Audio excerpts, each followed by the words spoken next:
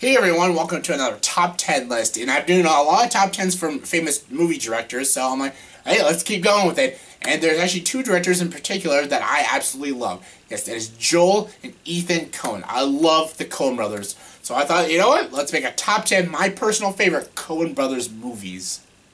And of course, before our top 10 list, you gotta give your honorable mentions, and I have 3 honorable mentions that almost made the top 10. Those honorable mentions are A Serious Man, The Man Who Wasn't There, and Barton Fink. Those are all great Coen Brothers movies. They just couldn't make the top 10. But what did make my top 10 was my number 10, and that is the new movie, and that is their newest sort of movie that came out in 2013, and that is Inside Llewyn Davis. Yes, Oscar Isaac and Inside Llewyn Davis. This is a very good movie. A lot of people didn't seem to like this movie very much. I don't know why. Maybe they thought it was a little too slow or something, a little too dark. I like this movie. Yeah, and the character Llewyn Davis is a pretty unlikable character.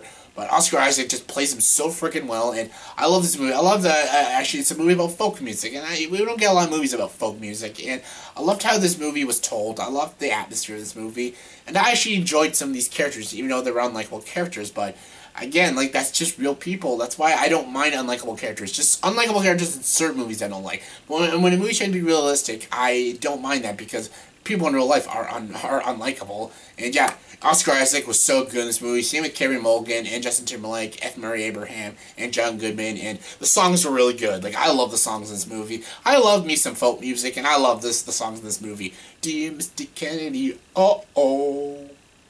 Coming at number 9, speaking of like folk and country, Oh Brother, Where Art Thou? Oh my god, I remember in 2002 when TBS was on, still in Canada, I think it's still in the United States, but we got Peachtree TV. But yeah, I watched this movie the first time in 2002 on TBS, and I loved this movie so much. This was so funny and such a strange movie, but I freaking loved it. Loved John Turturro, I loved George Clooney in this movie, John Goodman, and I love it. This movie was my kind of humor. It's pretty dark, pretty silly, pretty goofy, and a little bit screwball too, and I love this movie. I love the soundtrack to this movie. The score is really good. The performances are awesome. The comedy's great. I love how adventurous this movie gets, and I love this movie. Oh Brother, Where Art Thou is a classic, well, soon to be a classic, and I can watch this anytime, any place. I love this movie. Coming at number 8 is a remake of an old 1969 Western. Yes, True Grit. Yeah, this movie came out in 2010. Well, that was a big year for movies, and this movie was nominated for a lot of Oscars. It didn't win any. I can see why, but I still really, really enjoyed this movie. I loved the dark take it did on True Grit. The 1969 True Grit with John Wayne is a good movie. It's just not as dark. But that's what kind of makes it still good, though. Because Westerns back then weren't always dark. They were fun, entertaining movies. With a little bit of a dark edge, but they were just entertaining, fun action movies. This movie gets dark, this movie gets gritty, and this movie gets pretty damn realistic, and it's so freaking good.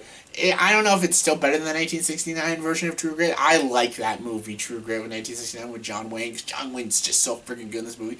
Jeff Bridges is good, too, as Richard Cogburn. He's awesome. Same with Matt Damon as LaBouffe, Feld as Maddie, like Haley Steinfeld as Maddie. Like, the Maddie in the 1969 version actually is a very likable, likable character. She just wants to revenge her father.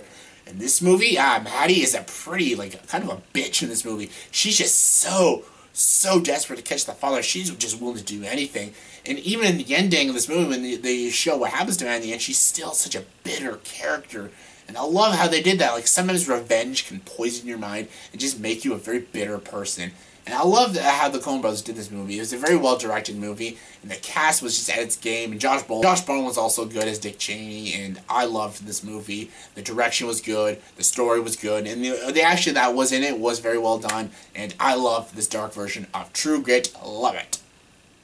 Coming number 7 is Raising Arizona. As you saw in my top 10, Nicolas Cage movies. Yes, Raising Arizona was in it. And yeah, I love this movie. I mentioned it in my Nick Cage video. And I love the comedy. I love the adventure. I love how screwball and weird this movie is. I love Nick Cage in this movie. And I thought the Coen Brothers directed so freaking well. Love Raising Arizona. It's weird. It's funny. If you love Coen Brothers comedies, you'll absolutely adore this movie. Love Raising Arizona. So good. So good. Coming at number 6 is Burn After Reading. This is the Coen Brothers movie that actually gets the hate. There's not a lot of Coen Brothers movies that get a lot of hate. Like, This movie gets a little bit of hate, and same with The Lady Killers. I get The Lady Killers. I actually don't like that movie, The Lady Killers. That's actually probably the only Coen Brothers movies I actually don't like.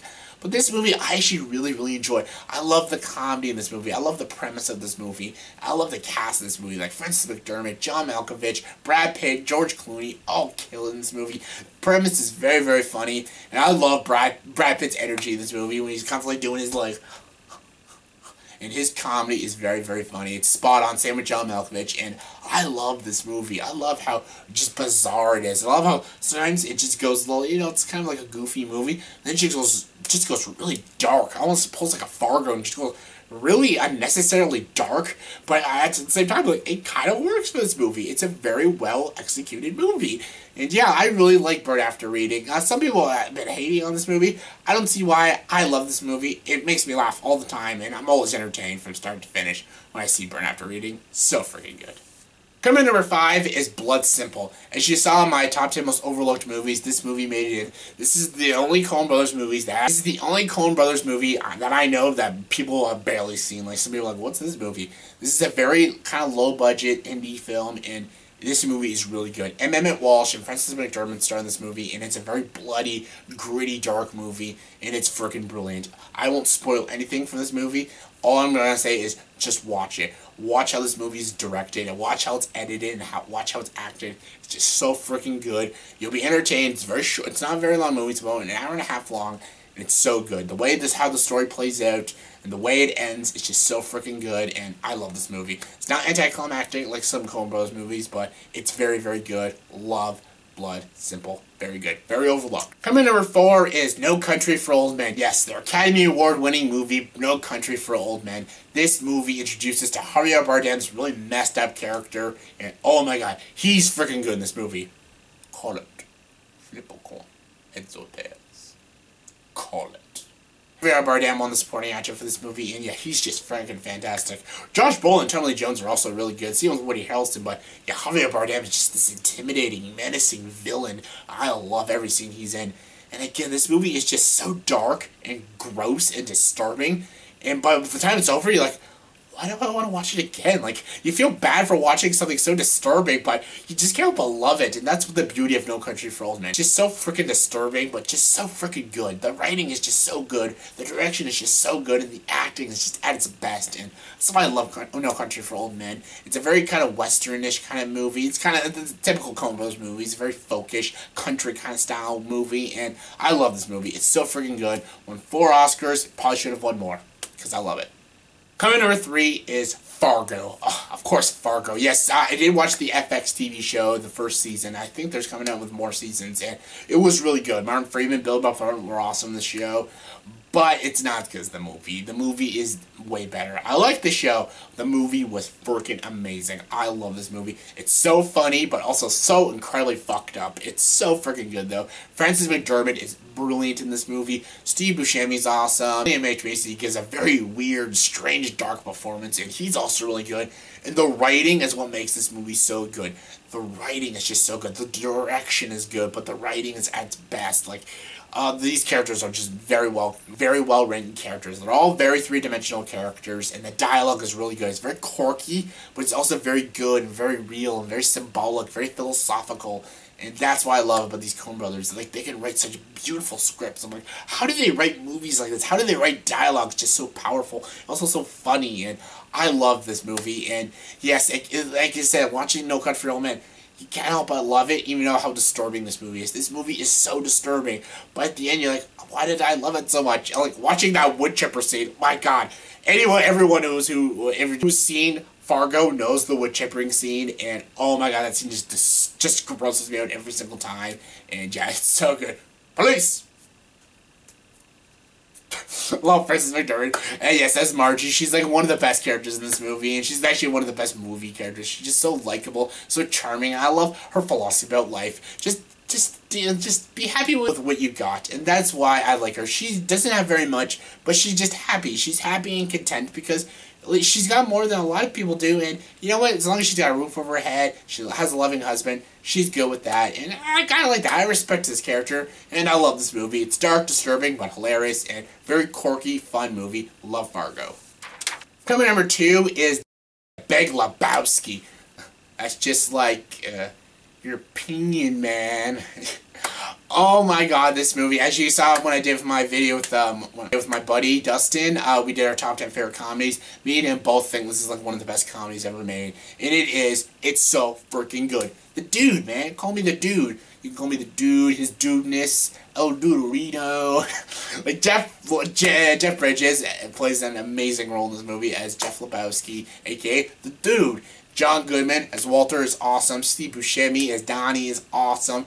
Philip Seymour Hoffman's great. You got Amy playing a very weird but kind of attractive role. Julianne Moore is awesome, and I love this movie. The comedy just hits every single time. I've seen this movie a good about 7 or 8 times, and the comedy just always hits. It's so weird and quirky, but it's just so masterful. This is like a comedy masterpiece, and it's so freaking good. It's hilarious. I don't want to spoil every joke in this movie, but almost all of them hit with a bullseye. They might not all give like a laugh out loud, but every scene will at least make you chuckle a bit. But there's a lot of scenes that'll make you laugh your ass off, and I love this movie. It's so freaking good.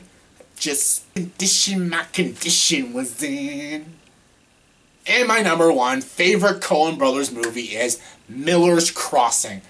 Oh my god, this movie is fan-freaking-tastic. Amazing. This is one of my all-time favorite mob movies. It's one of my all-time favorite crime movies, and this is my favorite Coen Brothers movie. Just like a few other of these movies, I will not spoil this movie, because this is a movie like Blood Simple. It's a very overlooked movie. Not a lot of people see this movie, and you should.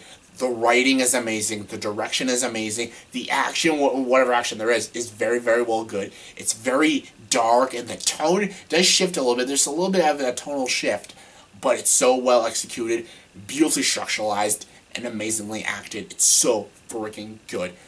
Oh my god, everything about this movie is just so good. The cinematography is great. The editing is really good. The lines in this movie are really good. Like John Turturro's scene in the forest, like, I'm begging you, please don't kill me. Please, I don't want to die out here in the woods. And yeah, that scene is just a very memorable scene to me. And oh my god, every time I watch that scene, I'm like, oh my god, please don't kill him. Yeah, John Turturro is also in this movie. He's in a lot of Coen Brothers movies, and this is one of the freaking good. He's at his A game in this movie, and everyone in this movie is really good. And what makes this movie good is its dialogue. It's like a Tarantino kind of feel in this movie. This movie is basically all dialogue, and the dialogue is good. It's not only something that's funny, but it's very smart, it's very clever, it's very engaging, very intriguing, and you're constantly getting involved with these characters. Every time you watch this movie, you feel like you're in this movie with them. You feel like, oh my god, you feel like you're going to commit a crime with these people, and it's so freaking good. And I love this movie. This is one of my all-time favorite movies. This is my favorite Coen Brothers movies, and I'm mesmerized every single time I watch this movie. I love this movie. If you have not seen it, please give this movie a watch. Miller's Crossing is a masterpiece of a movie. It's an amazing crime drama. It's a beautifully acted movie, amazingly directed. It's got a mesmerizing story. Check it out. If you have not seen it, you will adore this movie, especially if you're a Coen Brothers movie. Check it out. Oh yeah, that was my top 10 favorite Coen Brothers movies. So please, in the comment section below, tell me, what is your favorite Coen Brothers movies? Give me your top 10, top 5. I'm curious to know, what's your favorite Coen Brothers movies? Comment below, let me know. And if you like this video, please like and subscribe to this channel, and join the dark side.